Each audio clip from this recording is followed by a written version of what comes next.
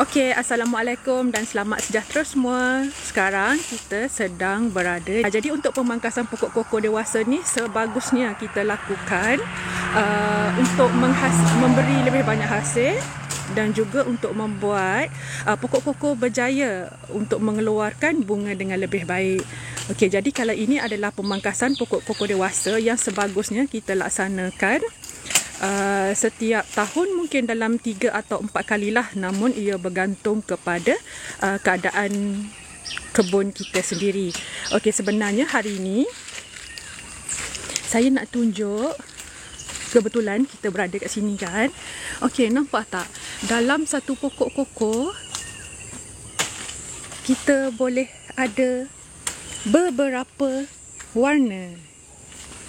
Okey, dalam video ni kita boleh lihat satu pokok koko ada 2 warna buah koko yang sangat cantik, sangat berbeza, dan ia telah dikelonkan mengikut kelon yang berbeza. Satu kelon yang berwarna merah, satu kelon yang berwarna hijau. Jadi dia menghasilkan pokok koko yang sangat cantik. Sekiranya kita ingin menanam di kawasan rumah kita, dia boleh menjadi satu ornamental plant yang sangat cantik. Apatah lagi jika tuan-tuan mempunyai kebun kelapa dan kebun koko. Jadi hasilnya kita boleh lihat koko boleh tumbuh dengan baik di kawasan yang juga mempunyai kelapa, sama seperti di lokasi kami di Bagan Datuk.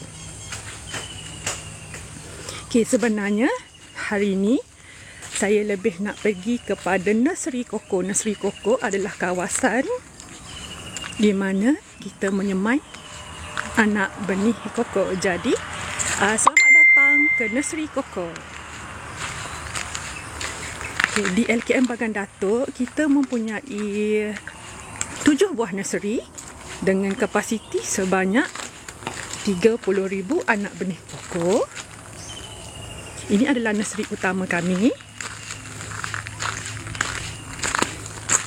Okey, di sini kita boleh lihat ada pokok-pokok yang masih kecil yang telah kita cantum, mungkin berumur antara 7 hingga 8 bulan atau 7 hingga 10 bulan. Namun kita juga ada menyemai koko yang telah besar. Kalau kita lihat sebenarnya kan, koko ni dah hampir 2 meter, lebih tinggi daripada manusia, dan boleh lihat dia masih kecil tapi telah mengeluarkan buah. Yang ini pun kita telah mencantum menggunakan 2 jenis kelon yang berbeza warna. Jadi dia akan cantik lah bila dia besar nanti. Okay, ini adalah bunga-bunga koko.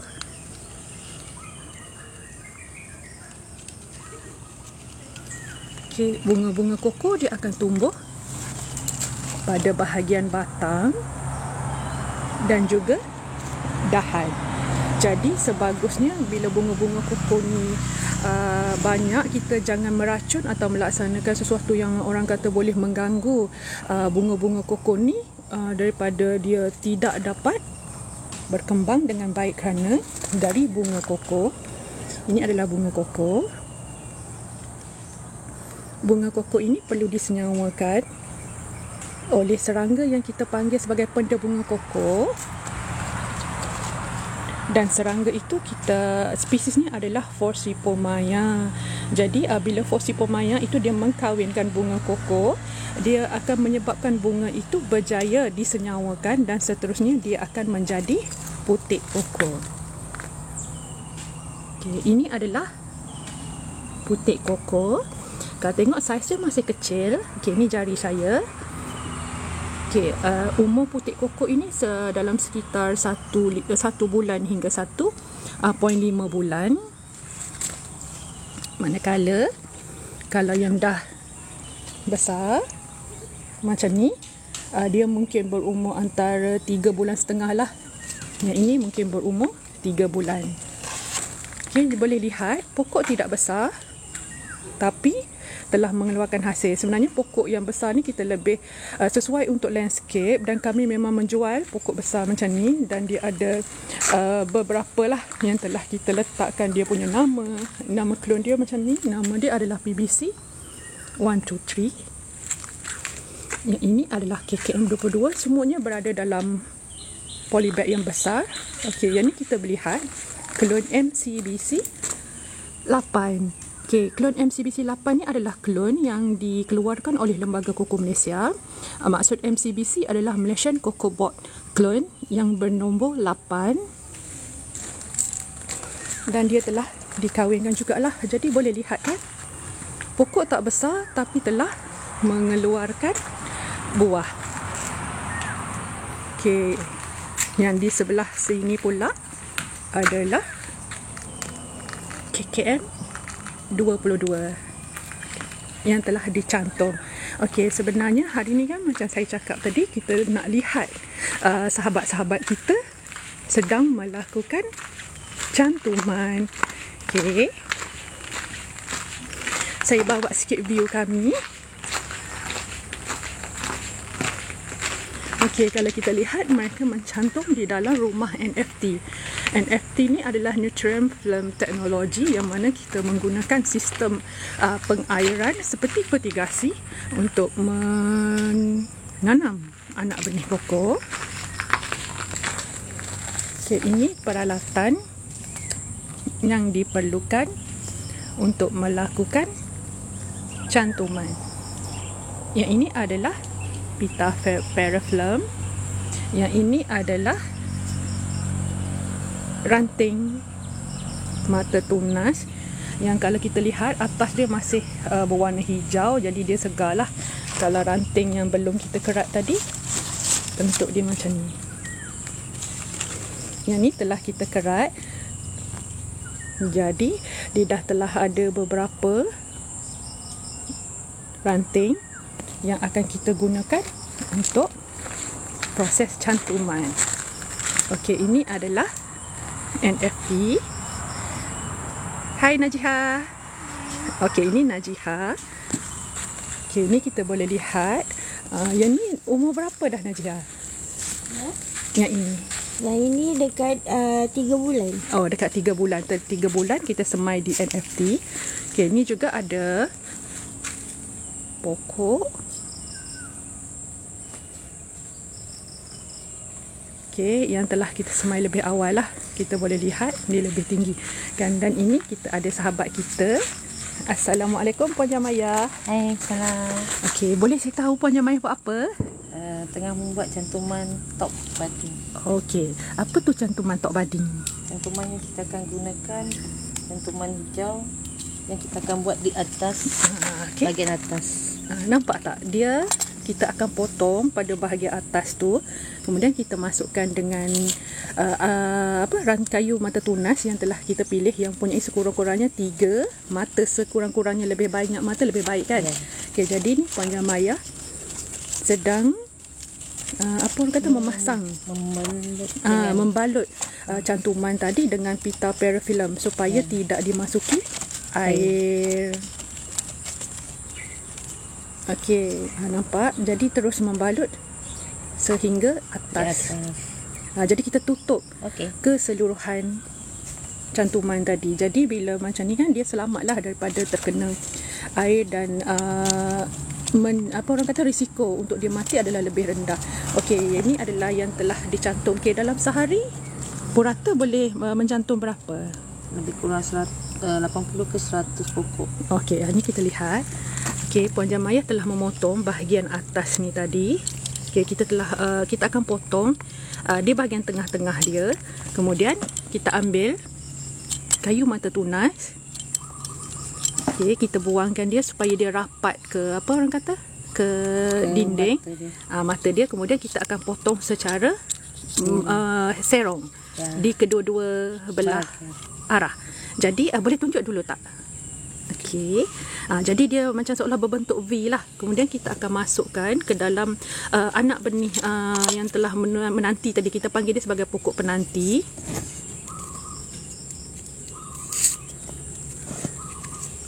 Okey, jadi kita mula pasang pita periflum tadi. Kebaikan pita periflum ni kan, dia akan dia akan mereput sendiri, kemudian mata tunas yang telah berjaya dia akan keluar daripada pita periflum ni tanpa perlu kita membuang dia. Kalau dahulu kita ada buat guna plastik aiskrim atau bahan lain kan, tapi kita terpaksa mengeluarkan dia balik lah. Jadi kebaikan pita periflum ni, dia sangat memudahkan kerja sebab kita terus jadi macam ni. Terus siap. Okey.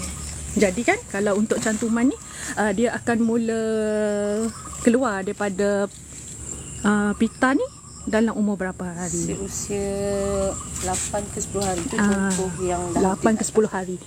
Ini contoh yang telah menjadi lebih 10 hari. Ni lebih 10 hari.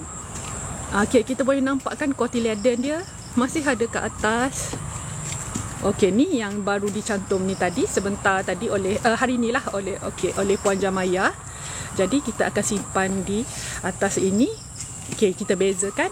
Ni yang baru kita buat. Yang ini yang telah berumur 10 hari.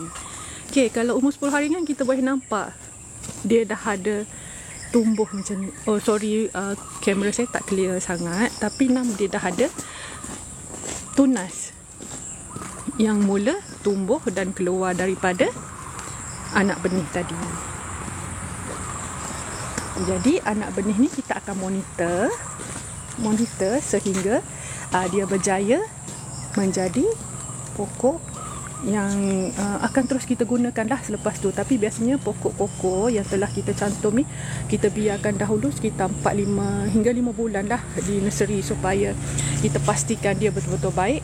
Barulah kita akan tanam di kebun ataupun kita jual kepada pembeli-pembeli yang berminat. Lembaga Koko Malaysia di Bagan Datuk ada menjual anak benih koko. Jadi jika berminat boleh hubungi kami atau boleh lihat kami di Facebook LKM Bagan Datuk. Okey, ni boleh lihat anak benih masih ada lagi cotyledon di bahagian bawah ni kan. Okey. Ini Cik Najiha sedang buat apa tu? Sedang membuat semayan biji benih. Cik Najiha sedang membuat semayan biji benih. Okey, ini adalah biji benih yang telah kita rawat. Betul kan Cik Najiha? Ya, betul. Okey, kita rawat biji benih ni. Kemudian bila dia dicampurkan dengan bahan bernama tiram. Dicampurkan dengan bahan bernama tiram. Kemudian ini adalah semayan yang dilakukan. Kalau kita lihat kan, anak benih ni perlu dimasukkan ke dalam pot, cucuk dulu. Kita cucuk dulu dengan jari kita. Agak-agak masukkan dalam ni, lepas tu tutup. Macam tu je. Kita masukkan, kita buat lubang dulu dengan jari. Okey, cucuk. Sikit je. Lepas Sikit je, tu masukkan sebiji. lintangkan dia. Diletakkan secara melintang. Kemudian kita kambus. Kambus dia sangat nipis lah pada bahagian atas, sebab kalau kita kambus dia dalam keadaan yang sangat dalam, takut dia punya pluma dia tidak dapat tumbuh lah ke atas.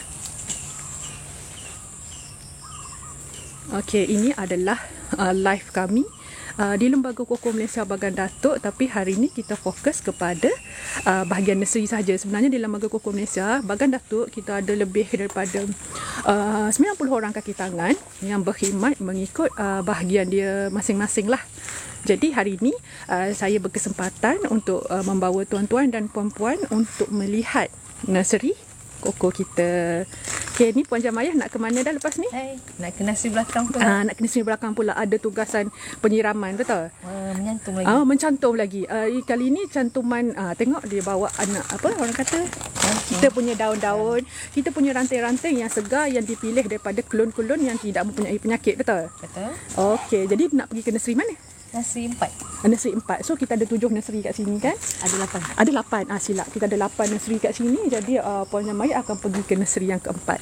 Okey, saya rasa cukup dahulu untuk hari ni. Might be kalau ada kesempatan kita akan live lagi. Okey, bye-bye. Assalamualaikum.